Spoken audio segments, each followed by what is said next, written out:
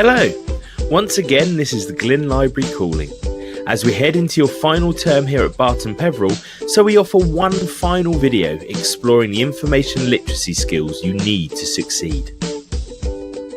When we're talking about success though, we're not just talking about here at college. The concepts we've been introducing in these videos aren't just to help further your academic achievement, they are skills for your future. Those of you going on to university will certainly need to take the skills you have developed here, such as researching and referencing, and continue to evolve them and yourself as an independent learner in order to succeed in higher education. But they are also skills that will be essential in the workplace, regardless of whether your career path begins in a couple of months when you leave here, or in a few years once you've completed your academic journey. So in this final video, we're going to recap some of the skills and concepts we've looked at over the last 2 years and discuss how they transfer to the workplace. So let's start off by thinking about researching. We've looked at 2 areas in this regard: advanced internet searching in your first year and then creating a search strategy earlier this year. Being able to find information effectively and efficiently is always going to be important in all spheres of work. Whether it's seeking locations for your next shoot as a filmmaker, or looking up case history for your forthcoming trial as a lawyer, perhaps putting together a portfolio on the opposition for your next match as a sports coach, or maybe compiling evidence to support your latest grant application for your forthcoming experiments as a microbiologist. If you should find yourself with any management responsibilities or perhaps in charge of a project, then the skills learned from creating a search strategy will come to the fore. Being able to take a strategic overview of something is going to be a highly valuable skill.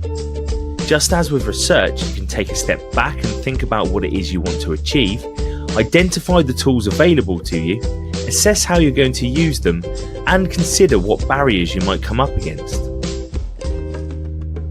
You will also recall our video on how to use social media for academic purposes, all of which applies equally in using those tools for professional purposes. There are a few easier ways to keep up to date with the latest developments in the field you are working in than by utilising applications such as Twitter, Facebook, YouTube, LinkedIn, blogs, podcasts and the like. By following other practitioners, news sources, companies and commentators related to your job, information will come to you in a manner that feels natural. By then engaging with and participating in these tools, you'll likely find a whole community of people within the same profession as you who can offer support, opportunities and answers that you might not find via traditional networking and research methods. Another area we explored was evaluating sources. One of the key ways we identified to ensure your information is accurate and free of bias was to use the academic research sources that the library provides you with access to. The issue with this is that you're unlikely to have access to the same level of academic sources that you would at college or university in the workplace. And so you'll become ever reliant on the internet, a place rife with misinformation and fake news, to use a current buzzword. So it is important that your eye for evaluating information is as sharp as ever, and you are checking the source fully for validity by asking who, why and how. You certainly don't want to be presenting a colleague or a client with information that later turns out to be false. Equally, you need to ensure that any source you use, you can do so legally, something we explored in our most recent video on copyright. As discussed in that, there is a certain degree of leeway allowed to you if you're using something for educational needs, but when that purpose switches to being a commercial one, those avenues are quickly shut down. So you need to ensure you're observant of copyright laws and use sources in a manner that is mindful of this. As with academic use, this is where open access and Creative Commons become hugely important, providing you with access to high quality materials, the uses of which are clear and legally straightforward. Finally then, what about referencing and plagiarism?